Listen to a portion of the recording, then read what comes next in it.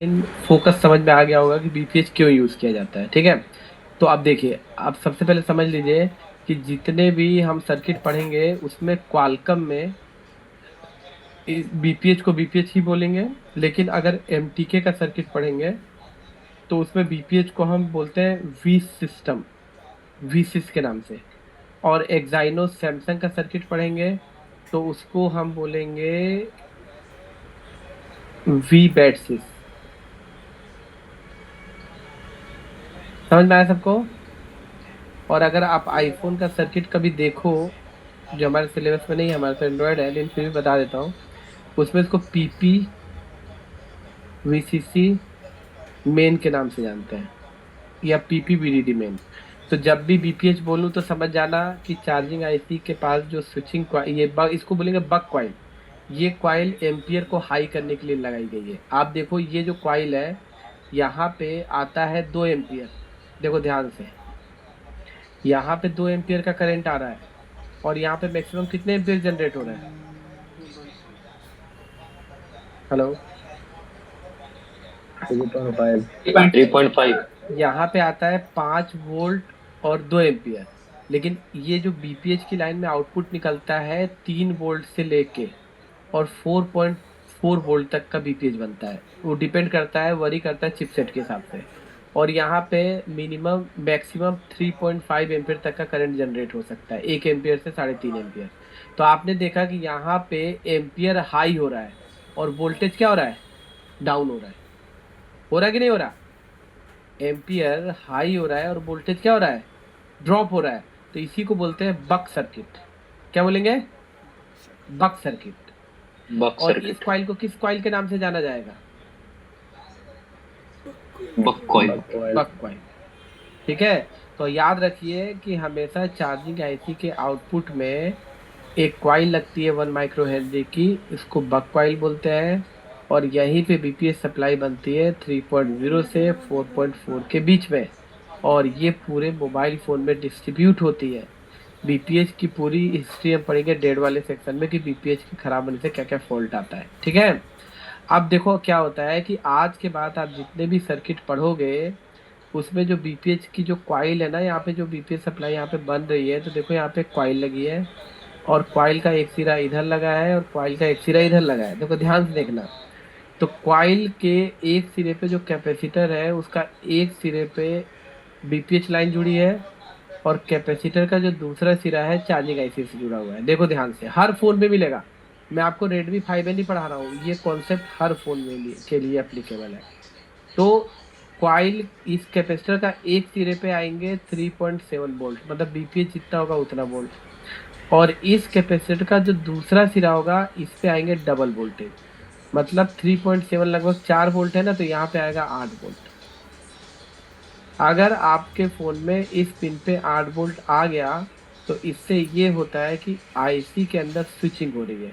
और इस कैपेसिटर को हम बूट कैपेसिटर के नाम से जानते हैं। हर चार्जिंग आईसी पे एक बूट कैप होता है, और इसको हम बीटीएसटी के नाम से भी जानते हैं, बूट स्टैक्ड कैपेसिटर। इसको बीटीएसटी बोलते हैं, या आप सिर्फ सिंपल सा बोलो बूट कैप। ये ठीक है। तो बूट कैप की एक पिन पे, अभी मैं चेक कराऊंगा, आपको टेंशन मतलब पूरा एकदम समझा दो फिर चेक कराऊंगा। अगर यहाँ पे 4 वोल्ट बनते हैं तो इसके दूसरे पिन पे कितने बनेंगे? 8 वोल्ट। अगर इसके दूसरे पिन पे डबल वोल्टेज बन रहे हैं तो इसका मतलब चार्जिंग आईसी स्विचिंग करा रही है, इससे ये पता चलता है। ठीक है, तो इसको अब अगर आपसे कोई पूछता है कि चार्जिंग आईसी में बूट कैप कहाँ लगा होता है, क्या बताओगे?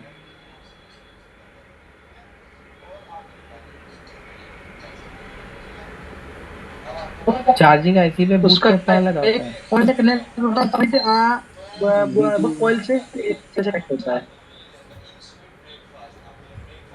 चार्जिंग सर्किट में बूट कैपेसिटर चार्जिंग आईसी के पास लगा होगा। बूट कैपेसिटर का एक सिरा कॉइल से जुड़ा होगा, बक कॉइल से, और दूसरा सिरा आईसी से। क्लियर है? ऐसा। हाँ, ठीक है। अब आगे देखिए। अब इसके बाद से क्या होता है कि यहाँ पे बीपीएच बना। म्यूट करिए, बोल के म्यूट करिए।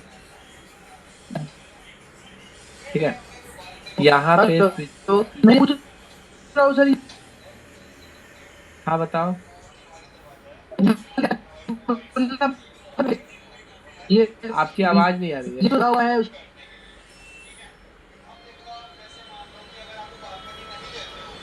हेलो। हेलो, आवाज आ रही है सर? हेलो, माइक को थोड़ा पास करके बोलो। मेरी आवाज आ रही है सर आपके पास? बहुत कम आ रही है।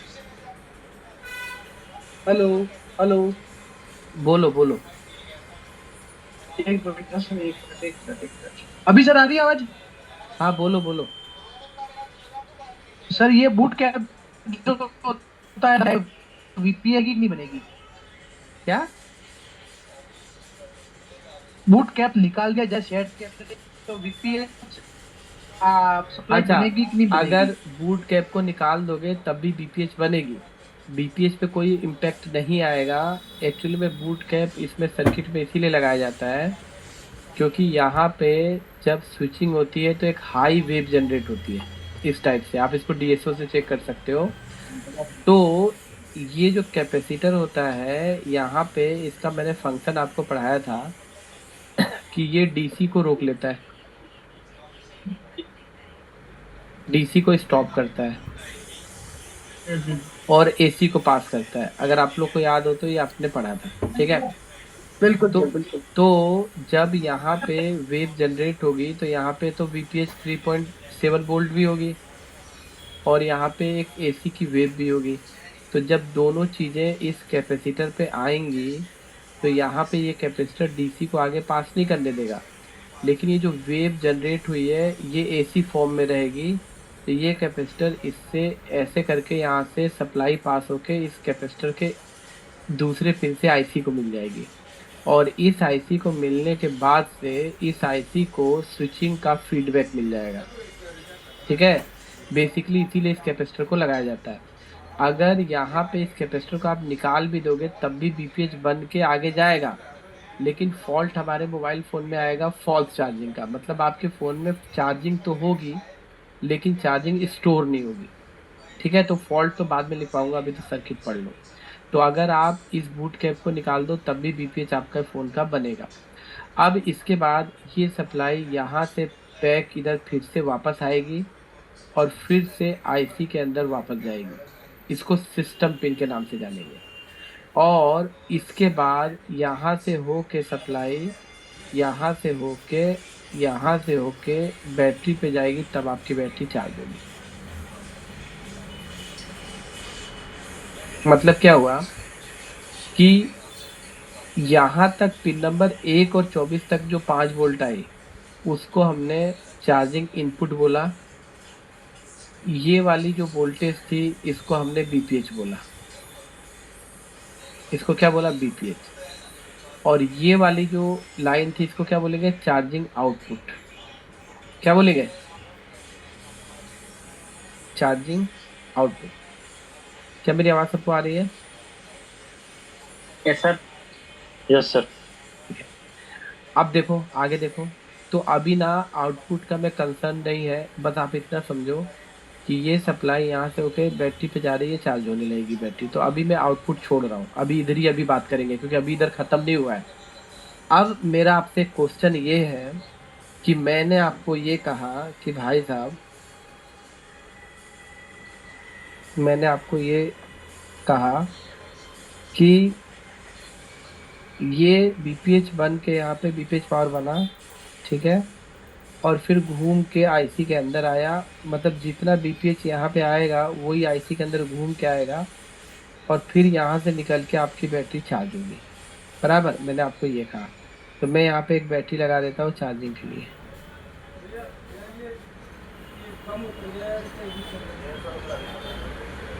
ऐसे, ठीक। तो कंपनी क्या ये नहीं कर सकती थी कि इसी वोल्टेज को डायरेक्ट बैटरी पे जोड़ देती? ये आईसी के अंदर जाके और फिर घुमाया क्यों ऐसे करके?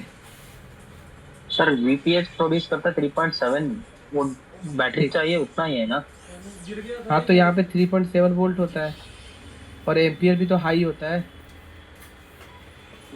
आखिर यही वोल्टेज तो इधर आके और ऐसे घूम के और आईसी के बैटरी पे जाता है।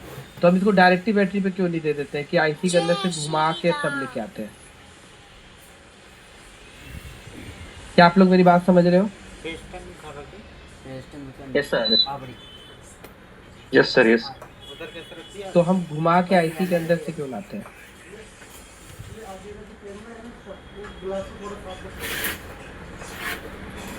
सर दोबारा रिपीट करना।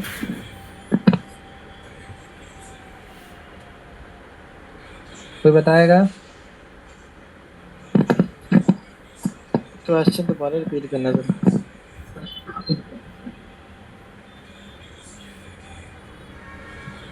हेलो, थोड़ा सा फिर भी थोड़ा दिमाग लगाओ, क्यों ऐसा क्यों?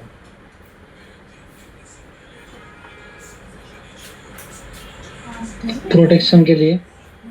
हाँ,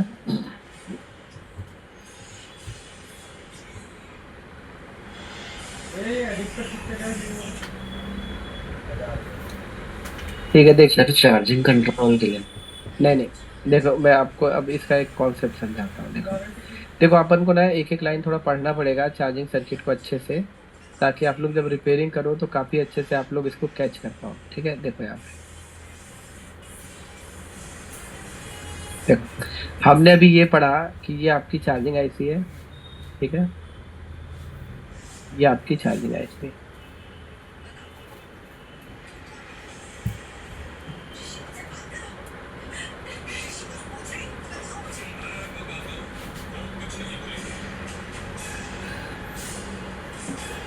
ठीक है, ये आपकी चार्जिंग आईसी है।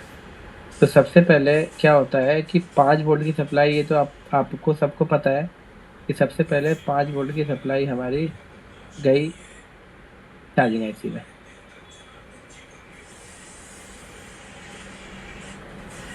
जय श्री राम। ठीक, इसके बाद से क्या हुआ कि चार्जिंग आईसी के अंदर स्विचिंग स्टार्ट हुई और यहाँ से एक पावर जनरेट हुई जिसको हमने नाम दिया बीपीएच पावर।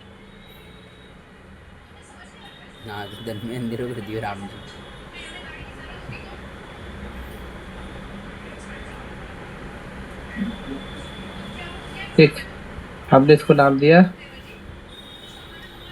बीपीएच। ठीक है, ये बीपीएच बनी आपकी 3.7, 3 वोल्ट से लेके। ठीक है, और ये बन सकती है 4.4 वोल्ट के आसपास, वो डिपेंड करता है चिपसेट पे। ठीक है, आप समझना बात को। फिर यहाँ पे हमने पढ़ा कि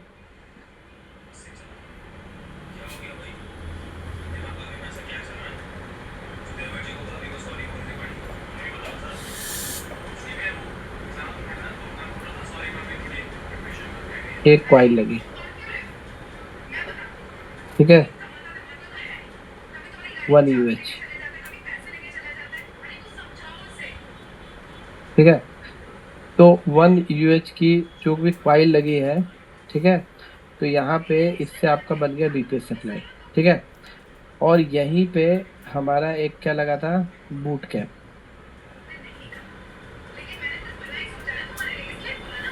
ये एक बूट कैप लगा। ठीक है, अब यहाँ पे आप थोड़ा सा ध्यान रखना। ठीक है, कि यहाँ पे जो बूट कैप लगा है, तो मैंने कहा कि ये जो सप्लाई है, ठीक है, ठीक है, फिर से घूम के आईसी के अंदर आई और फिर निकल के गई तो आपकी बैटरी चार्ज हुई। यही बात हमने की। Yes sir. ये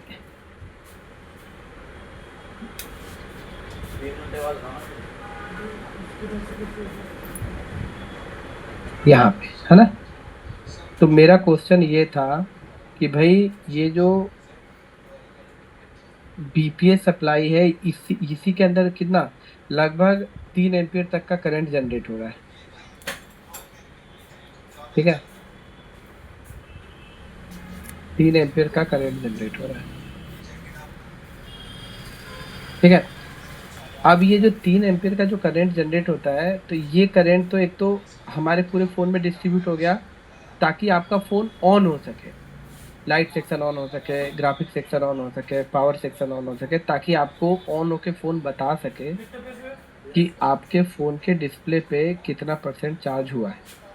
ठीक है, उसके बाद यही सप्लाई फिर से घूम के आई और फिर ऐसे आईसी के अंदर से होके और फिर बैटरी पे आई, तो आपकी बैटरी क्या होने लगी, चार्ज होने लगी।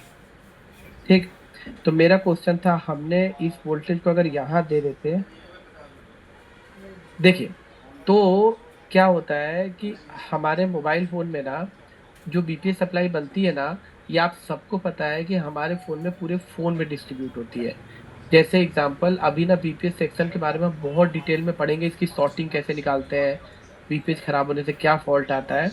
ये जो आप देखो, ये बीपीएस सप्लाई लाइट आईसी में जाती है, ये बीपीएस सप्लाई ग्राफिक सेक्शन में जाती है, ये बीपीएस सप्लाई पावर सेक्शन में जाती है, ये बीपीएस सप्लाई पीए को जाती है, ये बीपीएस सप्लाई एपीटी आईसी को जाती है, ये BPS supply CPS power IC को जाती है, सेंसर्स को जाती है, और लॉट ऑफ कैपेसिटर्स पे जाती है, कम से कम 100 कैपेसिटर्स पे जाती है।